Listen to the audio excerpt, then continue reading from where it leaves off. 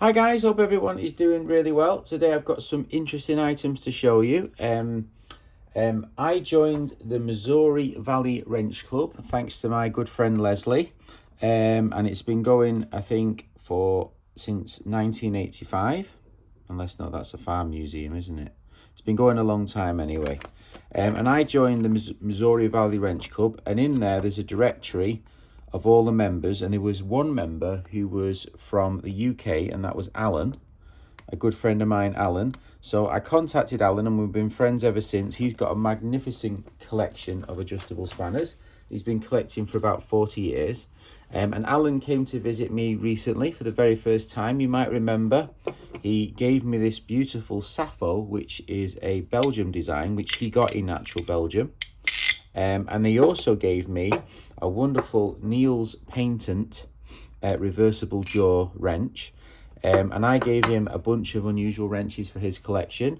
And he said to me, have a look at my boards. If there's anything you haven't got, contact me and I'm sure I can help you out. And as good as his word, he gave me 5 more examples. And I was really, really grateful. The first example he gave me, which was absolutely amazing, was this wonderful Crumshaw's Patent adjusting wrench. You slide the wedge across, and you can adjust the jaw with teeth. Slides in and out, and then when you relax it, the teeth grab and it doesn't go. So you can got a quick adjust mechanism. And this is from 1878. And this is the only known example of this wrench. I asked Ron Giesing, who wrote both books, and he said he's been aware of it since 2017, but he's never found an example of it. They did make copies of this design by the French, by Velux. You can see, and they made them in the 1920s. And this is the copy of that design, where this one's got a handle, and you can adjust the teeth and then lock it back down. And this one is just a wedge design. You push that notch, and it's a quick wedge design. But this is the original patent from 1878. The people who made it, Crumshaws, were sawsmiths, and they made files and saws. Ended up being a shopkeeper dealing in plates and cutlery. But 1878, a magnificent example. So this is basically how the mechanism works. But this obviously is the original design.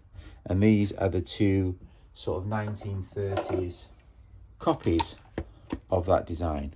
But this is the original, and it's magnificent. A real beauty.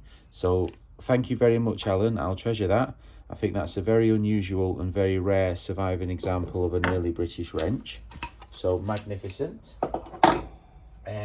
He also gave me this wonderful double action iSorby Sheffield beautiful wrench. Absolute beauty. Can't beat an iSorby. Double twist, so it's twice as fast as we've done this before.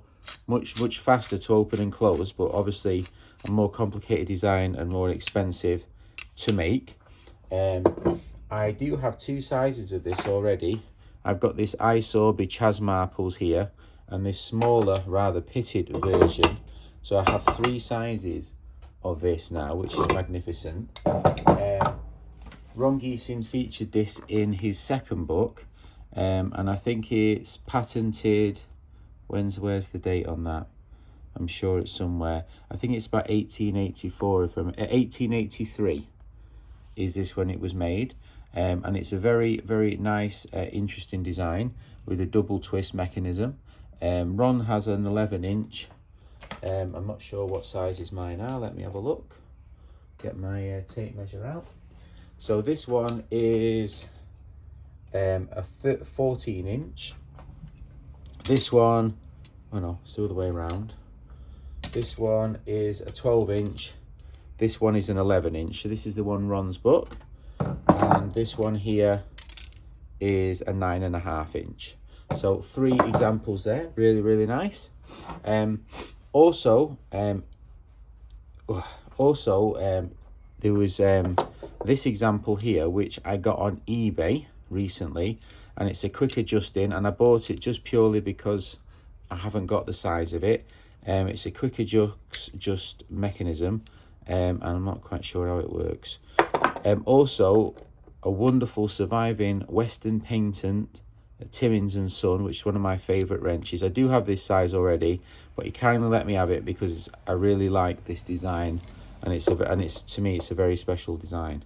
And then last but certainly not least, I have a BSA display, and so does Alan. Alan has a magnificent BSA display, and he's given me, in need of a clean, this BSA early bicycle, I think it's like a Bentley or something, bicycle hub spanner.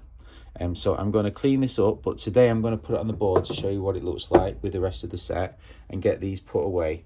But I'm really pleased with these items. I think especially the Cromshaw's painting is really beautiful, and these have all helped my collection grow to different sizes and different sets. So really pleased.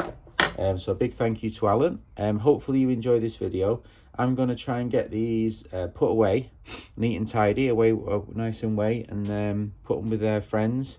I will clean this up, Alan, definitely for sure, but not in this video because it's a bit rainy outside. All right, thanks for watching. Let's get these put away. All right, see you in a sec. Right, guys, so this is the Marples collection, and you can see there's some different single screw Marples. We've got this wonderful double screw, which will go in this drawer here to go with the 3 sizes I've got, which is quite a collection of these, I must admit. Pretty pleased. We've also got our very unusual Clyburns and early British designs, and we've got here the very early type Clyburn design himself, and here we've got this new design, absolutely magnificent, Cromshaw's painting, and I think that deserves a place in the top drawer with the early designs. So really pleased with that. Fantastic fantastic additions, so thank you very much. Down here we've got a French drawer with some French spanners, and we've got the Samuel's painting, early 1860s, and we've got the new Samuel's painting with rather nice mechanism, which I've put away before, so I might as well show again. Really nice. Put that with a collection. And over here we've got the Western Patent design. Now I do already have this design, but it's one of my favorites, and I'll buy any or swap or trade any one I can find.